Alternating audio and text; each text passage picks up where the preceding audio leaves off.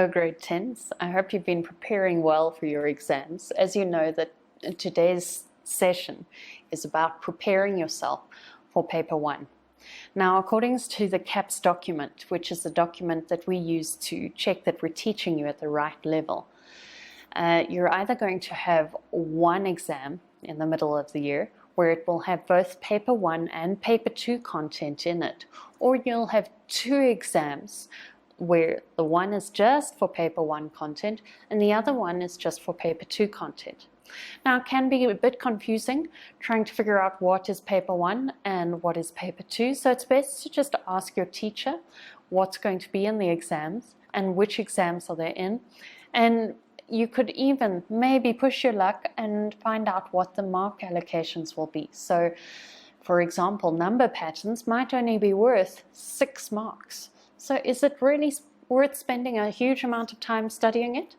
Whereas algebraic expressions might be a whole 15 marks.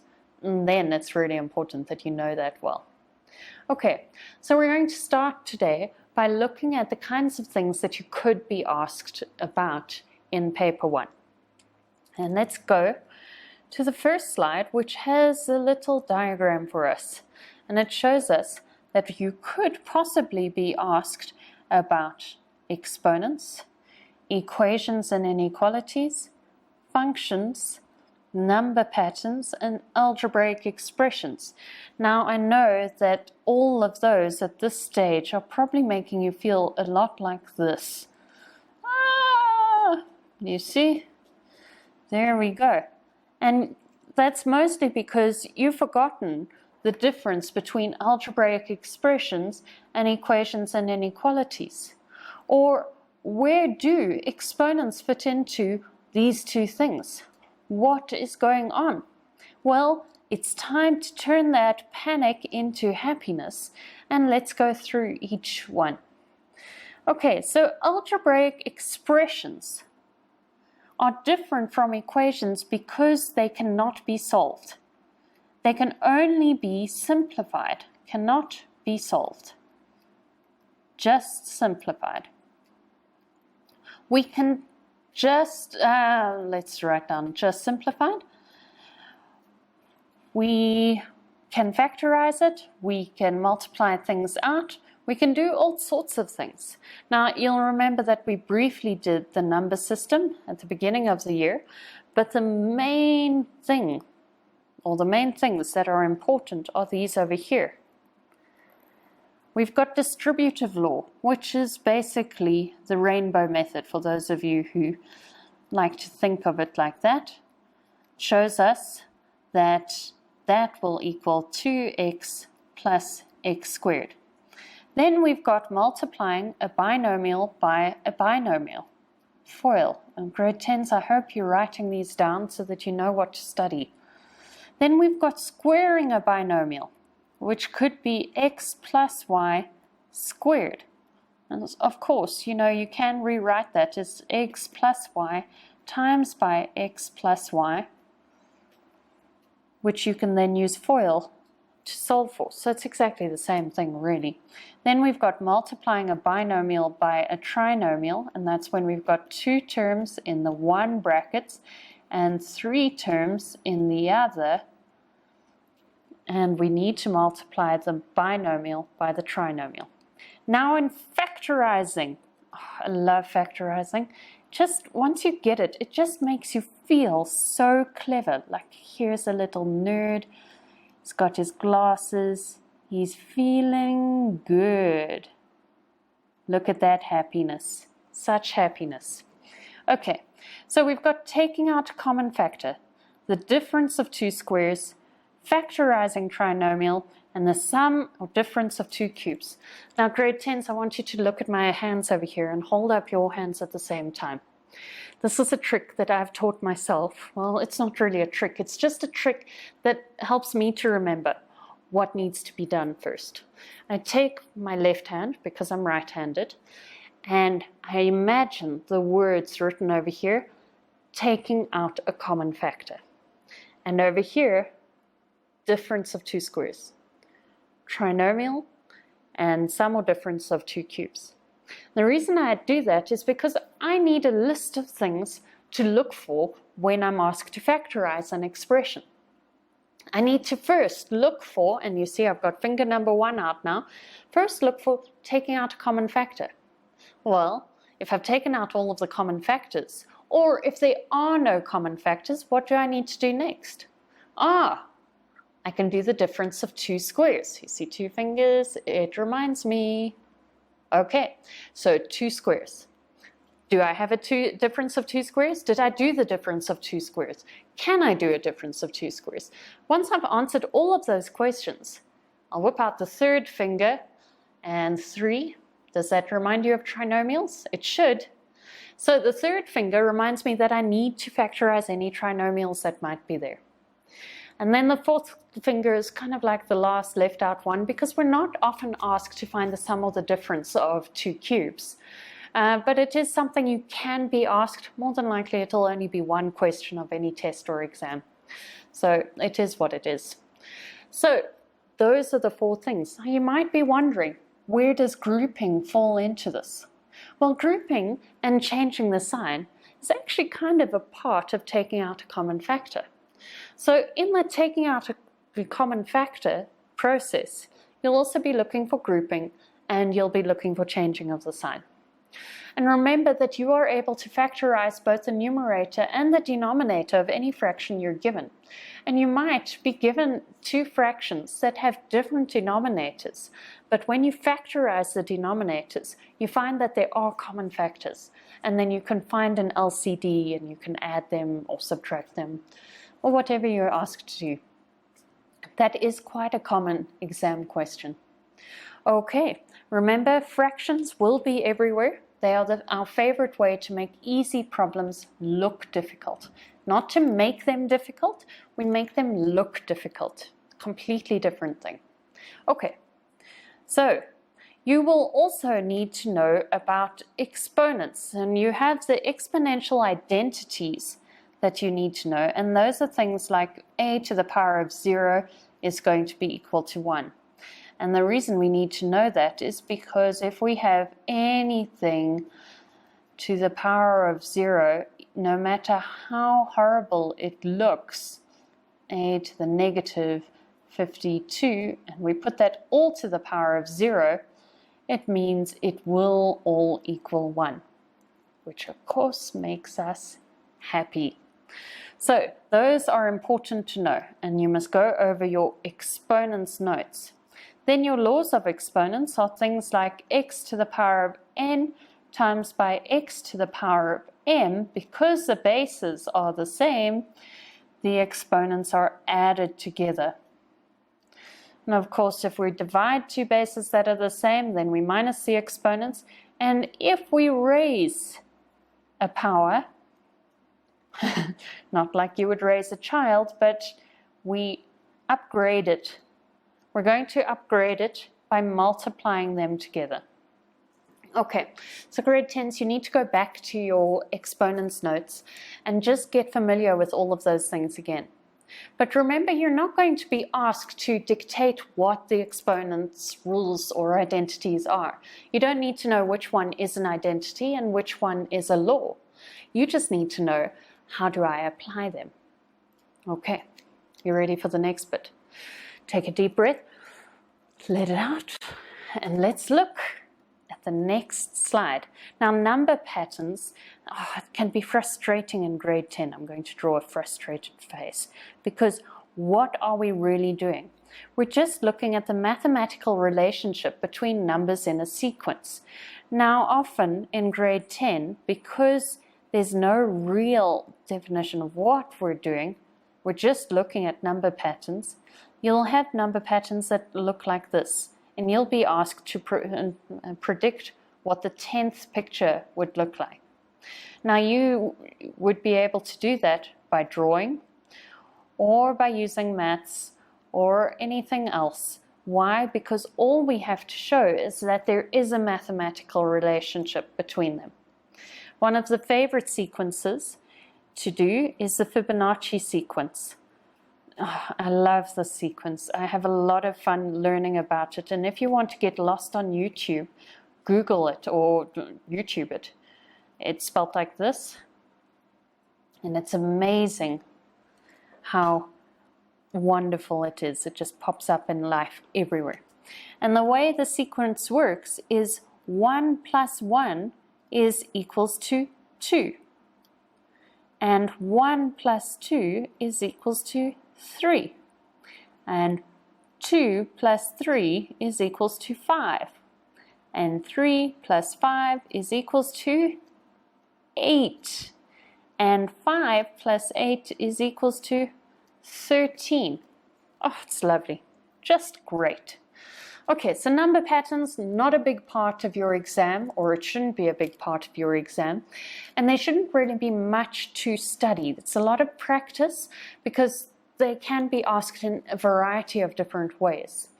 So if I were you, I would spend more time practicing anything with an x in. So that's your expressions, which can only be simplified, not solved, and then your equations where you can solve for the value of a variable. Okay, let's see what else you can be asked. Now we have equations and inequalities. Now these will either have an equal sign, or in the inequalities section, they'll either have the less than or greater than sign, or the less than and equal to, the greater than and equal. Now I like to think that all of these we pretty much interact with in the same way, except, and let's just erase that because I want to show the division now, except when we multiply or divide by a negative number. What happens then? Well, the inequality sign will change direction. It was that, and now it will become that. But this is only when we multiply or divide by a negative sign. So equations and inequalities we can really treat in a very similar way. What was the difference? Only when we multiply or divide both sides by a negative number, the inequality sign will change direction. Okay. Now in equations and inequalities you had linear equations, and that's any equation where you don't have an exponent greater than 1. And you'll see all of those have exponents of 1. But quadratic equations, one of them will have an exponent of 2. Now if you think about that, that's x squared, right? And what kind of shape is a square? It's a quadrilateral. And this is called a quadratic equation. So the quadratic tells us that it has an x squared in it. And as you know, when we solve for quadratic equations, we start off by making everything equal to 0. And then we factorize it. Okay. Now, exponential equations are going to be equations that have x in the exponent, and you need to solve for them. So let's say this. But simultaneous equations are equations that need to be solved at the same time. And the reason they need to be solved at the same time is because there are two variables that we need to find the values of, both x and y. Now, two variables means we need two equations to solve for them. And the last thing we need to learn about, or you need to learn, are linear inequalities. So as you can see, linear inequalities, those things over there, are actually a small part of it. In fact, I'm willing to bet that they are even smaller than number patterns. Look, let's write that as an inequality. So linear inequalities are smaller than number patterns. And now I've written all over everything. Oh, such fun. Okay, so how are we feeling? I feel like I'm getting a bit stiff here, thinking about everything that needs to be done. But it's actually not that bad. If you've been keeping up with your homework as you've gone along, you'll be fine, and you really will be fine. This is not a long checklist. We've only got one more thing to go over. And if you said it was functions, you would be correct. Let's take a look.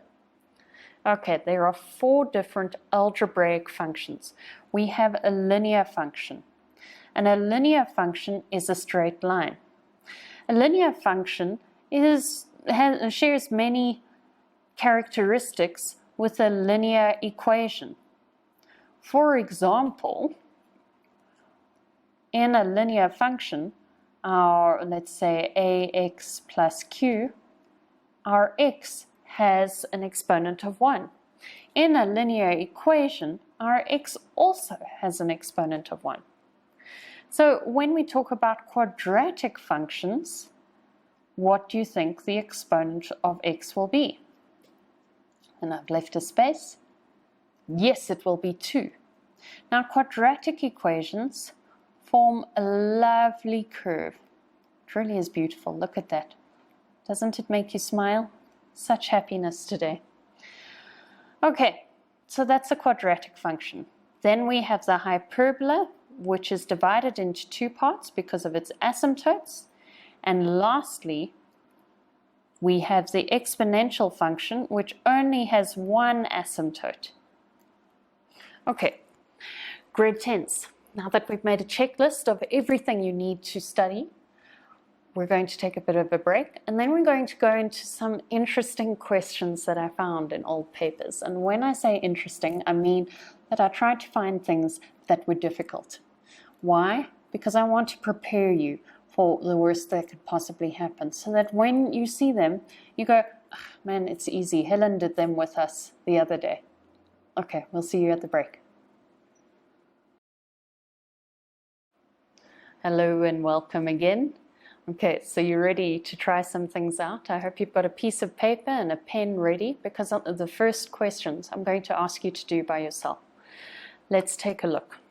Simplify the following algebraic expressions. Now, expressions means we can only simplify. We can't solve for x. The first one says x squared minus 1 over 3 times by 1 over x minus 1 minus a half. And question B says 2 to the power of x plus 2 times by 5 to the power of x minus 1 over 10 to the power of x. Grade 10s, I'm going to give you 2 minutes to copy these down and to try them yourselves. On your marks, get set, go.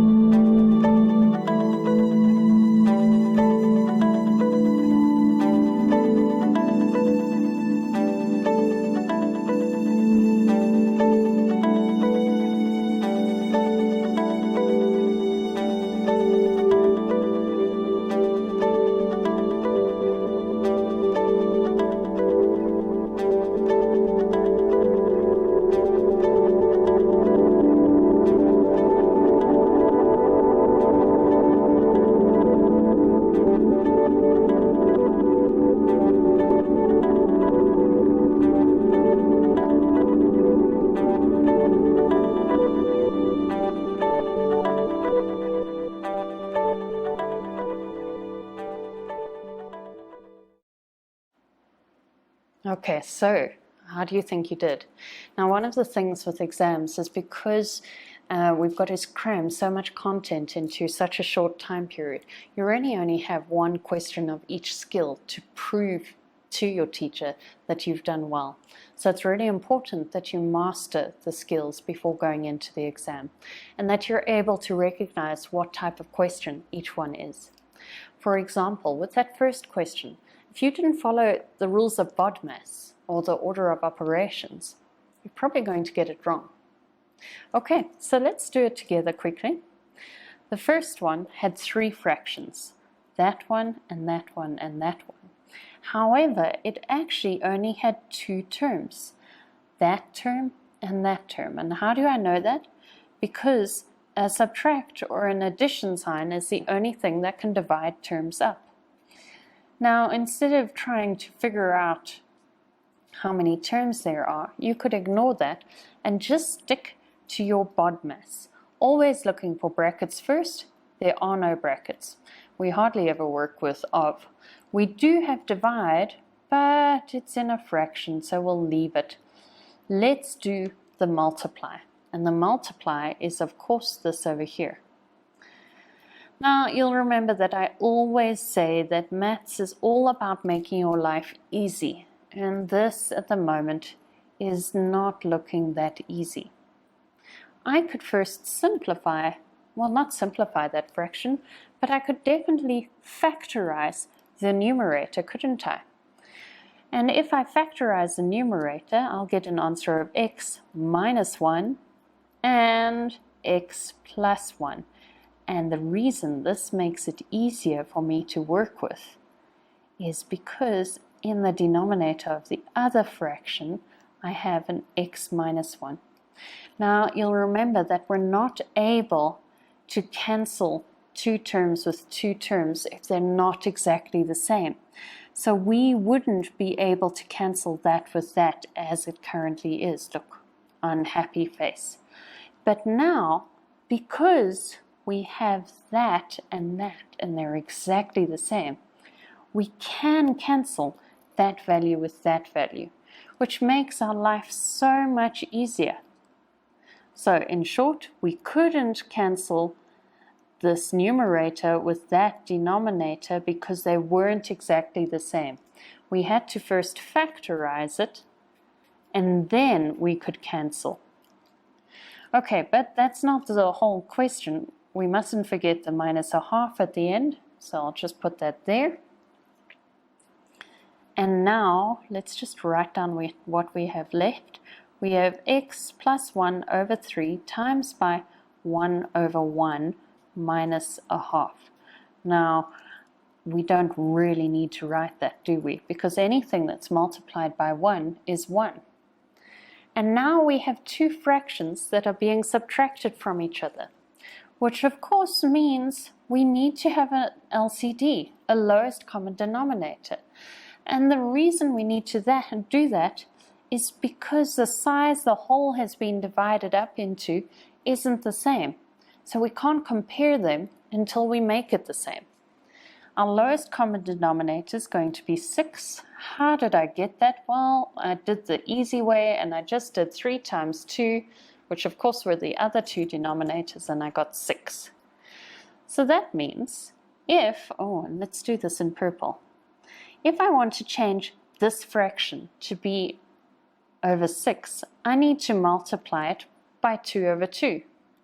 And if I need to change that fraction to be over 6, I need to multiply it by 3 over 3. So now I have 2x plus 1 over 6 minus 3 times by 1 over 6, which, let's extend the page, is equals to 2x plus 2 minus 3 over 6, giving us a final answer of 2x minus 1 over 6. Now, one of the common problems, grade 10s, is that when you're watching someone else do the work, it's suddenly a whole lot easier.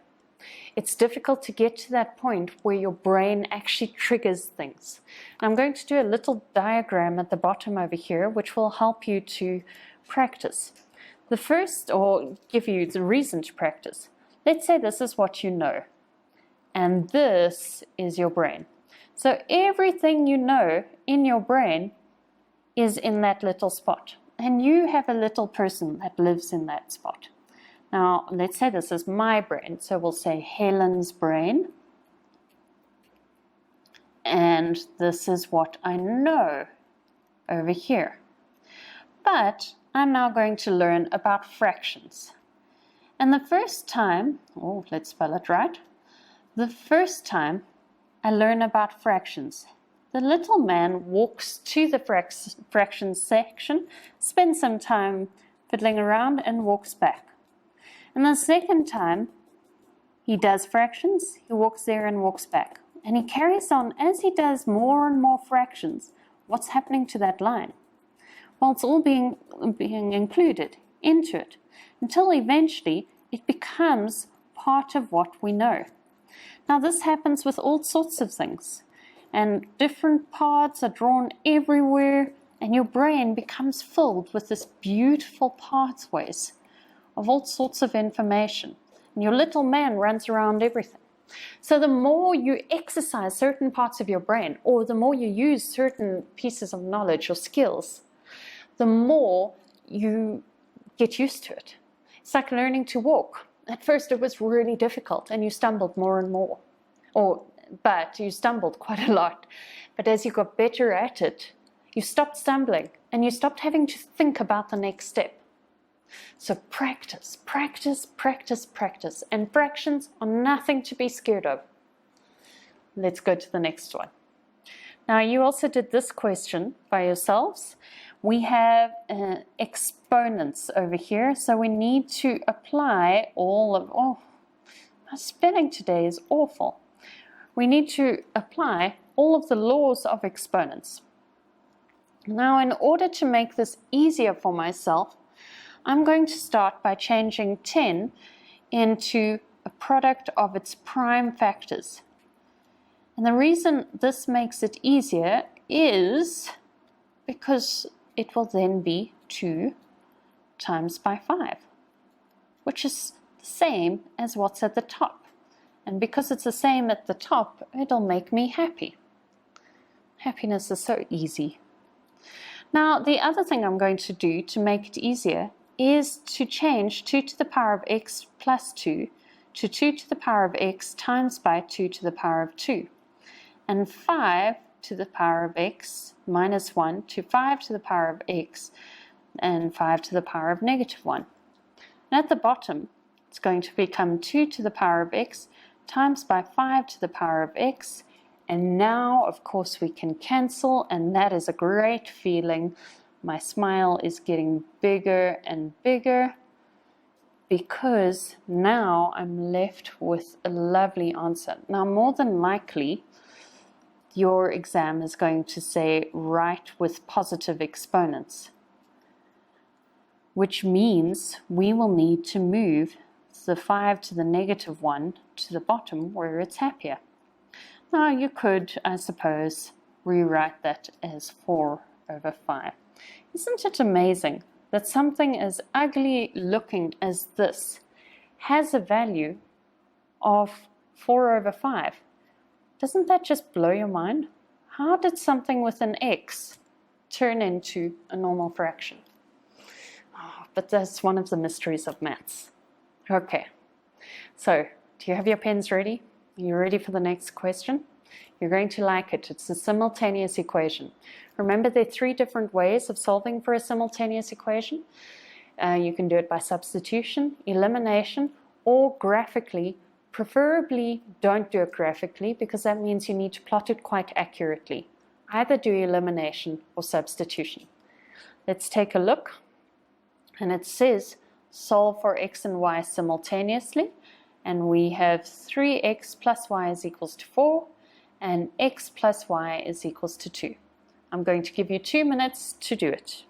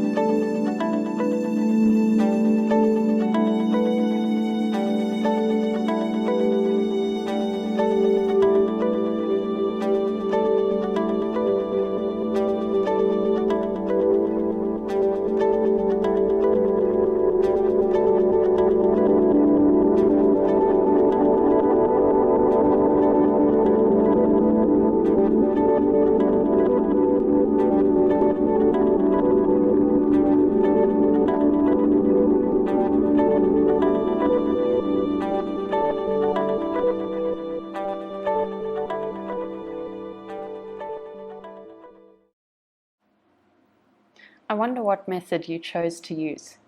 I find that a lot of grade 10s prefer to do elimination rather than substitution. My experience tells me that it's easier to do substitution when you get to your grade 11 simultaneous equation problems. But because more than likely most of you did elimination, I'm going to choose the elimination method over here. And that means I'm going to rewrite these equations on top of each other. And I'm going to rearrange them. Now, rearranging them is not necessary, but it does make it easier for me. I put the x's and the y's and the constants all in the same place. Now, in order to eliminate a variable, I need to find a variable that can be eliminated. In my expert opinion, y is the best one to eliminate because I've got a y and a y. And I'm going to subtract the one equation from the other. So what is 3x minus x? It's going to be 2x. And what is y minus y? Well, nothing. And minus 4 minus minus 2 is going to be minus 2 is equals to 0.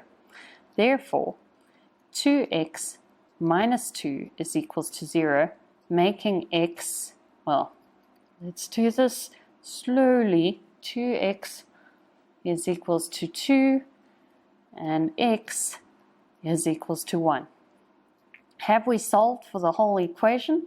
Not at all. We still need to substitute this back into one of the equations, and let's choose x plus y is equals to 2, and that means that 1 plus y is equals to 2, and therefore y is equals to 1. How did you do? Were you okay? You feeling confident? Simultaneous equations will always come up, so make sure that you can do them, and they're usually easy marks. Okay, we're going to take another break. I'll see you just now. Okay, grade 10s, welcome back. For the last part of this session, we're going to go over one not difficult question, but interesting question, and then a typical functions question. Now, the interesting question is linked to algebraic expressions. And if your teacher's wanting to make you feel clever, they may have taught you the skill already. The skill is called completing the square, but it's not actually a grade 10 concept. You have the skills to answer the question, but it's only the people who can think about the question in a different way that can answer it. So I'm not going to give you time to answer it yourself. We're going to do it together. What number must be added to x squared plus 6x plus 1 to make it equal to x plus 3 squared? How do we do this? How do we make x squared plus 6x plus 1 the same as x plus 3 squared? Well, what is this x plus 3 squared? It's x plus 3 times by x plus 3, right? Which means we've got first, that's x times x squared, and then outside is going to be 3x, inside is going to be another 3x, and last is going to be 9, giving us an answer of x squared plus 6x plus 9. Now look at this. What must be added to x squared plus 6x plus 1 to make it equal to x squared plus 3? What is the difference between that equation, or that expression, and that equation? The x squareds are the same, the 6x are the same, but the 1 and the 9 are not the same. What do we need to add to this expression to make it the same as this one? We just need to, we just need to add 8. So there we go. We would show our calculations by multiplying this out and then drawing a deduction that we needed to add 8. Okay, so as you can see, once you knew the trick that you had to multiply out the brackets, then it became a lot easier to determine what the answer was. In the beginning, when you just see these brackets that are squared and you have to add something to make it the same as, oh, it's like a headache in one sentence. That's what it is. But maths is all about making it easier for yourself. So you need to rearrange things so that it is easier. And how can you rearrange things? Well, get rid of that squared. Multiply out those brackets and you'll be fine. You'll see how to do it. Okay, now the next question we're going to go over is a functions question. And I'm going to give you some time to do it for yourself. So you need to have your pen and your paper ready. And let's find it on the slide. We have the graphs, and let's scroll down a little. The graphs of f of x is equals to 3 to the power of x, and g of x is equals to k over x are drawn. They intersect at A. Answer the following questions by using the graphs. Okay, so I'm just going to label these quickly. This over here is f of x is equals to 3 to the power of x, and this is g of x is equals to k over x. How do I know that? Well, this is an exponential function, and look, there's x in the exponent, and this is very definitely a hyperbola, and there is x in the denominator. Okay, so let's take out those arrows and go and look at the questions. You'll also see that we've been given a value for a, and the value for a is 1 and 3, and the point, or the y-intercept, is 0 and 1. Okay, let's go to the first question. What is the domain of f? Give the equations of the asymptote of the graph. What is the value of k? Give the new equation of g if it is moved down by 3 units. And give the new equation of f if the graph is reflected in the y-axis. So I'm just quickly going to redraw it over here, and you should be starting to write down these questions and try them. There's that graph, and then we have that, and you're writing down point A has a coordinate of 1 and 3, and then we've got a y-intercept of 0 and 1.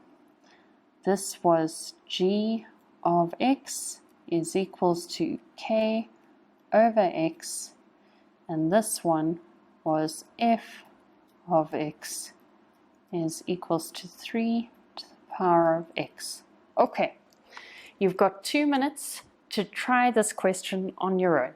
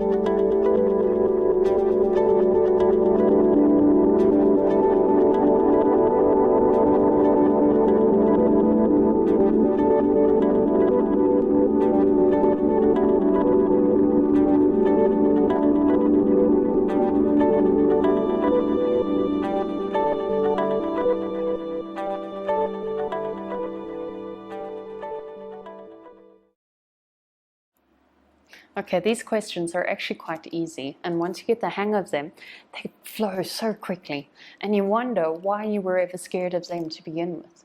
I bet you that half of you sat there and went, I don't know what to do. Do you know what to do?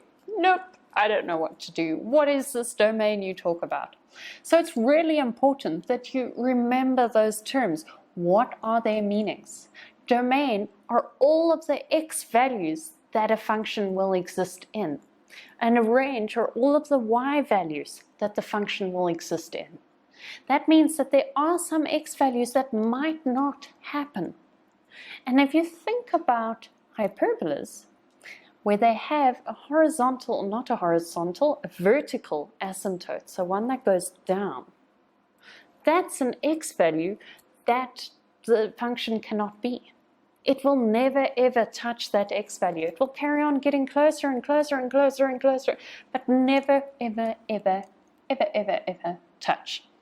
Okay, so the first question said, what is the domain of f?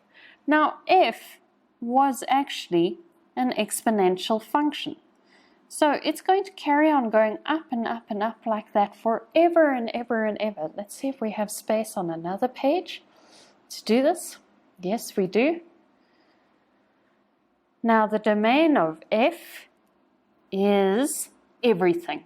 So because it's going to carry on going up, and if we were to carry on drawing this forever and ever and ever, and ever and ever and ever, we would say that x is an element of any real number.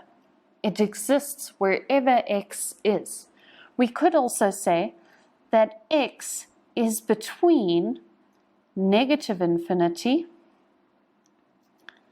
and positive infinity. We could also have stated that x is an element of negative infinity through to positive infinity. All of those answers are absolutely correct. And the reason why is because the f function, which is the exponential graph, will eventually touch all of the values for x. I'm just getting rid of that all now. Oh, it's like magic. Let's go back and see what the other question was.